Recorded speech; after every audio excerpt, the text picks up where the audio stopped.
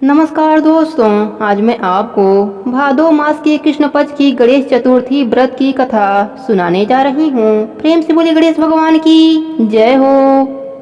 पार्वती जी ने गणेश जी से पूछा कि हे पुत्र, भादो कृष्ण चतुर्थी को संकट नाशन चतुर्थी कहा गया है, अतः उस दिन का व्रत किस प्रकार किया जाता है, मुझे समझाकर कहिए।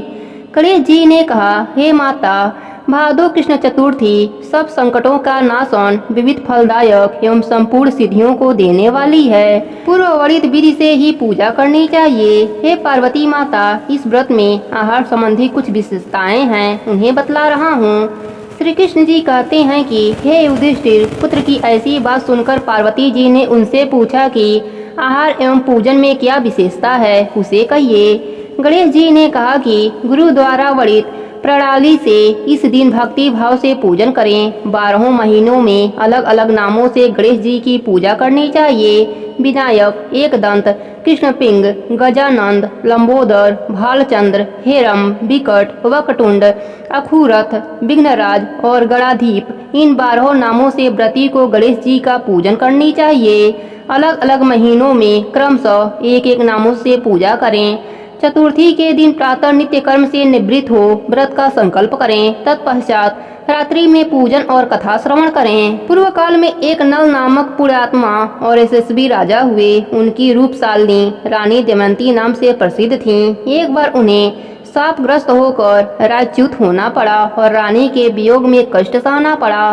तब उनकी रानी दमयंती ने इस सर्वोत्तम व्रत को किया। पार्वती जी ने पूछा कि हे पुत्र, दमयंती ने किस विधि से इस व्रत को किया और किस प्रकार व्रत के प्रभाव से 3 महीने के अंदर ही उन्हें अपने पति से मिलने का संयोग प्राप्त हुआ, इन सब बातों को आप बतलाइए। श्री कृष्ण जी ने कहा कि हे युधिष्ठिर, पार्वती जी के ऐसा पूछने पर बुद्धि के भंडार गणेश जी ने जैसा उत्तर दिया उसे मैं कह रहा हूँ, आप सुनिए। श्री गणेश जी कहते हैं कि हे माता, राजा नल को बड़ी बड़ी आपदाओं का सामना करना पड़ा। हाथी खाने से हाथी और घुड़सवार से घोड़ों का अपहरण हो गया। डाकुओं ने राजकोष लूट लिया और अग्नि की ज्वालाओं से घिरकर उनका महल भस्मसात हो गया। राज्य को नष्ट करने वाले मंत्री लोगों ने भी साथ छोड़ दिया।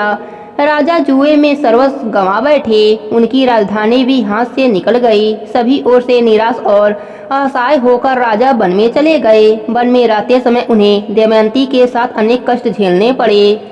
इतना होते हुए भी उनकी रानी से वियोग हो गया। तत्पश्चात राजा किसी नगर में साइंस का काम करने लगे, रानी किसी दूसरे नगर में रहने लगी तथा राजकुमार भी अन्यत्र नौकरी करने लगा। जो किसी समय राजा, रानी और राजपुत्र कहे जाते थे, वे ही अब भिक्षा मांगने लगे। तरह तरह के रोगों से पीड़ित होकर एक दूसरे से बिलग रहकर कर्मफल को भोगते हुए दिन बिताने लगे।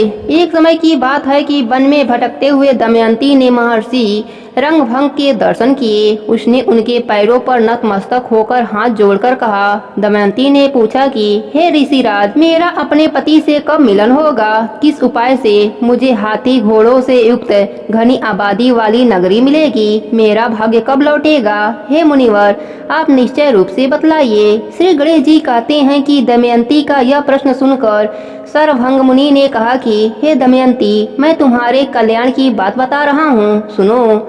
इससे घोर संकट का नाश होता है, सब कामनाएं पूर्ण करने वाला एवं शुभदायक है। भादो मास की कृष्ण चतुर्थी संकट नाशन कही गई है। इस प्रकार नर नारियों को एकदंत गजानंद की पूजा करनी चाहिए। विधि पूर्वक व्रत एवं पूजन करने से हे रानी, तुम्हारी संपूर्ण इच्छाएं पूरी होंगी। 7 महीने के अंदर ही तुम्हारे पति से मिलन होगा। यह बात मैं निश्चय पूर्वक कहता हूँ। गणेश जी कहते हैं कि सरभंग मुनि का ऐसा आदेश पाकर दमयंती ने भादो मास की संकट नाशनी चतुर्थी व्रत प्रारंभ किया और तभी से बारंबार प्रतिमास गणेश जी का व्रत पूजन करने लगी। 7 ही महीने में राजन, इस उत्तम व्रत को करने से उसे पति, राज्य, पुत्र और पूर्वकालीन वैभव आदि की प्राप्ति हो गई। श्री कृष्ण जी कहते हैं कि हे पृथा, हे पुत्र युधिष्ठिर, इसी प्रकार इस व्रत को करने से आपको भी राज्य की प्राप्ति होगी और आपके सभी शत्रुओं का नाश होगा, यह निश्चय है। हे राजन,